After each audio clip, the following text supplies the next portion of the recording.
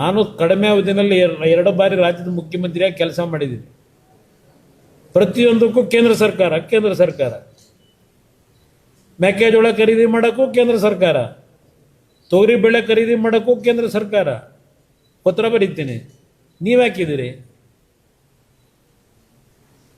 ಮಾವು ಬೆಲೆ ಕುಸಿತಾ ಇದ್ರೆ ಕೇಂದ್ರ ಸರ್ಕಾರ. ಮೊದಲನೇ ಬಾರಿಗೆ ರಾಜ್ಯದಲ್ಲಿ ಮಾವಿನ ಬೆಲೆ ಕುಸಿತ ಆದಾಗ ಬೆಂಬಲ ಬೆಲೆ ಕೊಟ್ಟಂಥದ್ದು ಕೇಂದ್ರ ಸರ್ಕಾರದಿಂದ ಮೊದಲನೇ ಬಾರಿಗೆ ನರೇಂದ್ರ ಮೋದಿ ಸರ್ಕಾರದಲ್ಲಿ ಕೊಟ್ಟಿರ್ತಕ್ಕಂಥದ್ದು. ನಾನಿಂದ ಮುಖ್ಯಮಂತ್ರಿ ಇದ್ದಾಗ ರಾಜ್ಯದಲ್ಲೇ ಕೊಟ್ಟಿದ್ದೀನಿ, ರಾಜ್ಯ ಸರ್ಕಾರದ ಜನತೆ ದುಡ್ಡನ್ನೇ. ಪ್ರತಿಯೊಂದಕ್ಕೂ ಕೇಂದ್ರ ಸರ್ಕಾರ ದೂರದ ಬಿಡಿ.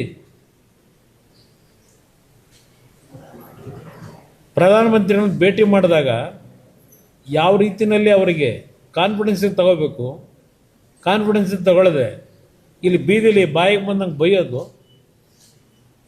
ಆಮೇಲೆ ಲೆಟ್ರ್ ಕಳಿಸೋದು. ಎಷ್ಟು ಮಂತ್ರಿಗಳು ಎಷ್ಟು ಸಲ ನಿಮ್ಮ ಇಲಾಖೆಯಲ್ಲಿ ಇರ್ತಕ್ಕಂಥ ಸಮಸ್ಯೆಗಳಿಗೆ ಭೇಟಿ ಮಾಡಿ ಮಾತಾಡಿದ್ದೀರಿ, ಕನ್ವಿನ್ಸ್ ಮಾಡೋಕ್ಕೆ ಟ್ರೈ ಮಾಡಿದ್ದೀರಿ.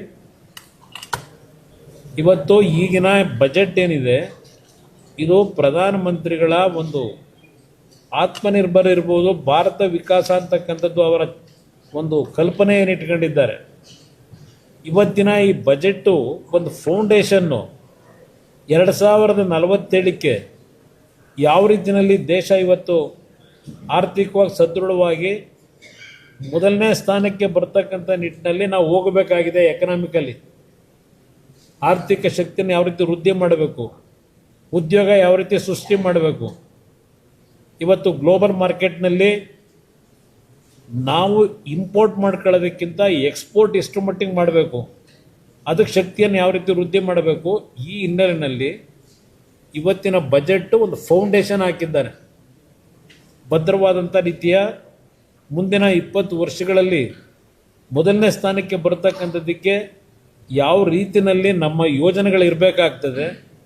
ಈ ಹಿನ್ನೆಲೆಯಲ್ಲಿ ಇವತ್ತು ಈ ಒಂದು ಬಜೆಟ್ಟು ಒಂದು ದೂರದೃಷ್ಟಿಯ ದೇಶದ ಒಂದು ಹಲವಾರು ರೀತಿಯ ಒಂದು ಬೇರೆ ದೇಶಗಳಿಗೆ ಪ್ರತಿಸ್ಪರ್ಧೆ ಒಡ್ಡತಕ್ಕಂಥ ನಿಟ್ಟಿನಲ್ಲಿ ಇವತ್ತು ಬಲಯುತವಾಗಿ ಬೆಳೀತಕ್ಕಂಥದ್ದಕ್ಕೆ ಒಂದು ಫೌಂಡೇಶನ್ ಹಾಕಿರತಕ್ಕಂಥ ಬಜೆಟ್ ಇದು.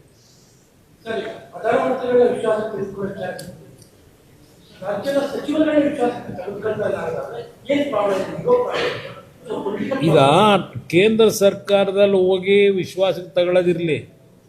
ಬಹುಶಃ ನಿಮಗೆ ಗೊತ್ತಿದೆ, ಈ 2.5 ವರ್ಷದಲ್ಲಿ ಈ ಸರ್ಕಾರ ಆಡಳಿತ ನಡೆಸಬೇಕಾದ್ರೆ ಇಲ್ಲಿರ್ತಕ್ಕಂಥ ಮಂತ್ರಿಗಳು ಅವರವರಲ್ಲೇ ವಿಶ್ವಾಸದ ಕೊರತೆ ಇದೆ. ಇನ್ನು ಇವರೋಗಿ ಅಲ್ಲೇ ವಿಶ್ವಾಸ ಮೂಡಿಸ್ಕೊತಾರೆ, ಇವರಲ್ಲೇ ವಿಶ್ವಾಸ ಇಲ್ಲ. ಇಲ್ಲಿವರೆಗೆ ಅವ್ರಿಗೆ ಎಗೋ ಇರ್ಬೋದು, ಇಲ್ಲ ಅಸೂಯೆ ಇರ್ಬೋದು. ಯಾರಾಗ್ತಾರೆ ಎಂಎಲ್ಎ ಅಭ್ಯರ್ಥಿ 2028 ಶೀಘ್ರದಲ್ಲೇ. ಪ್ರತಿದಿನ ಒಂದೊಂದು ಕ್ಷೇತ್ರದ ಟಿಕೆಟ್ ಆಕಾಂಕ್ಷಿಗಳ ಸಂಪೂರ್ಣ ಮಾಹಿತಿ ಪೊಲಿಟಿಕಲ್ ಜರ್ನಲಿಸ್ಟ್ KM ಶಿವಕುಮಾರ್ ಅವರಿಂದ. ಕರ್ನಾಟಕದ ನಂಬರ್ 1 ಡಿಜಿಟಲ್ ಮೀಡಿಯಾ ನಿಮ್ಮ ನೆಚ್ಚಿನ ಕರ್ನಾಟಕ ಟಿವಿಯಲ್ಲಿ ಮಾತ್ರ.